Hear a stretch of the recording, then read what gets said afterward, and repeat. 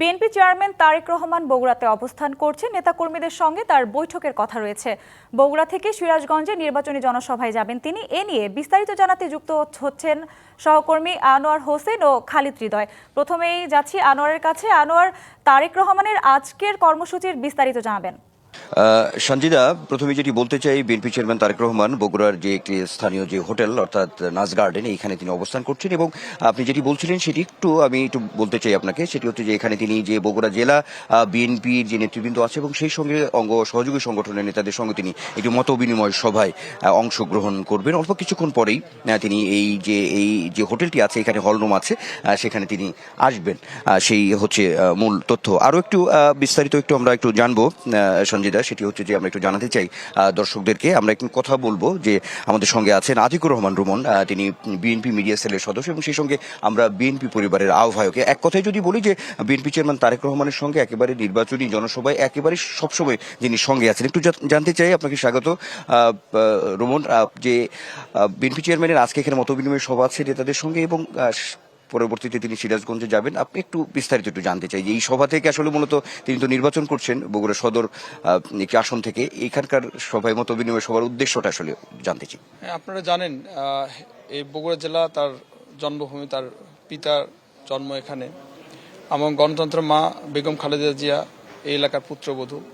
বারবারই এই গাবতলী সদর ৭, বগুড়া ৭ এবং বগুড়া ৬ সদর, এই দুটো আসনে ওনারা নির্বাচন করে থাকে। এখানে তারই অংশ হিসেবে যেহেতু আমাদের দেশনেত্রী বেগম খালেদা জিয়া প্রয়াত হয়ে গেছে, তারই পুত্র, সুযোগ্য পুত্র বিএনপি চেয়ারম্যান জনাব তারেক রহমান এই আসনটিতে নির্বাচন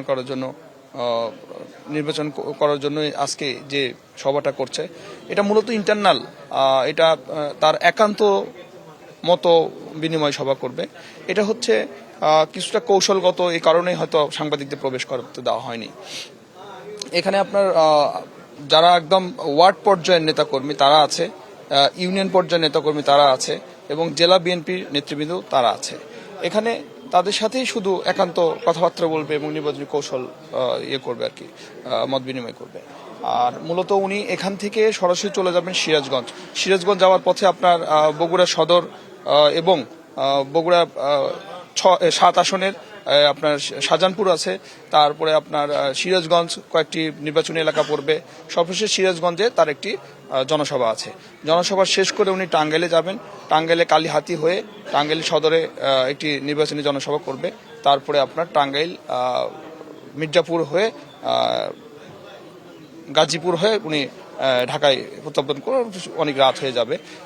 আমরা নির্বাচনী শুরু করেছি 3 দিন ব্যাপী, আজকে 3য় দিন চলছে আমাদের রংপুর গতকালকে ছিল, শহীদ আবু সাইদ আছে, ওনার কবর জিয়ারত করা হয়েছে। তারপরে আপনার আমাদের মির্জা ফখরুল সাহেবও ওখানে উপস্থিত ছিলেন, আমাদের ডাক্তার জাহিদ উনি উপস্থিত ছিলেন, তারপরে আরও অন্যান্য জাতীয় নেতৃবৃন্দ উপস্থিত ছিলেন। আজকে আমাদের এখানে সর্বশেষ হচ্ছে, মানে মত বিনিময় সভা হচ্ছে। এটা শেষ করেই আমরা ইনশাল্লাহ ঢাকার উদ্দেশ্যে রওনা হয়ে যাব। অনেক ধন্যবাদ আপনাকে।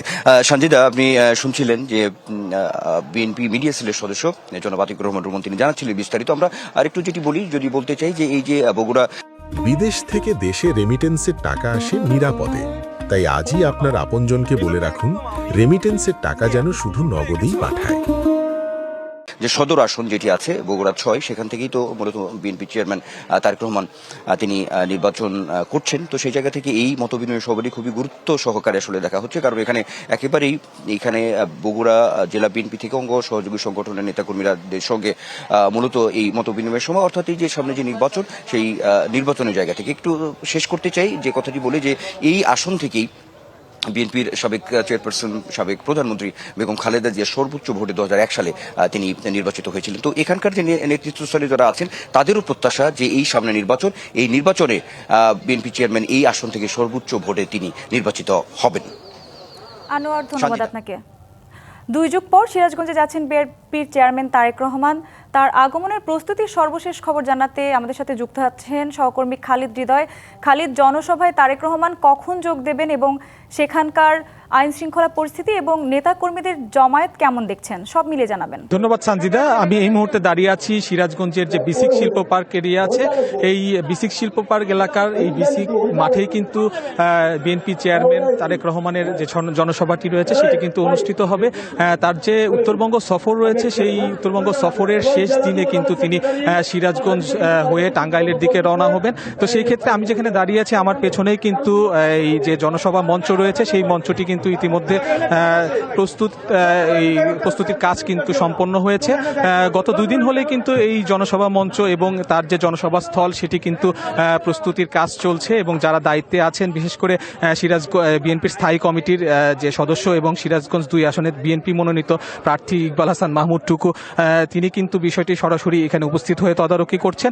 তো আপনি দেখতে পাচ্ছেন যে ইতিমধ্যে কিন্তু জনসভা 2টা থেকে শুরু হওয়ার কথা রয়েছে। ইতিমধ্যেই সিরাজগঞ্জ এবং আশেপাশে যে বিএনপি নেতাকর্মীরা যারা রয়েছেন তারা কিন্তু এই জনসভা স্থলে আসতে শুরু করেছেন এবং তাদের মাঝে কারণ দীর্ঘ প্রায় 20 বছর পর কিন্তু তারেক রহমান এই সিরাজগঞ্জের মাটিতে আসছেন এবং তিনি আসলে এখানে জনসভায় উপস্থিত হয়ে নেতাকর্মী এবং এই অঞ্চলের যে ভোটার রয়েছে তাদের উদ্দেশ্যে কিন্তু তিনি কথা বলবেন। তো তার কথাগুলো শোনার জন্যই কিন্তু নেতাকর্মীদের মাঝে কিন্তু ব্যাপক উৎসাহ উদ্দীপনা কাজ করছে এবং বিশেষ করে সিরাজগঞ্জের যে বিভিন্ন সমস্যা রয়েছে সেই সমস্যার কথাগুলো হয়তো তিনি শুনবেন এবং নির্বাচিত হলে কি প্রতিকার তিনি করবেন সেই বিষয়ে হয়তো তিনি বিভিন্ন দিক নির্দেশনামূলক বক্তব্য দিবেন।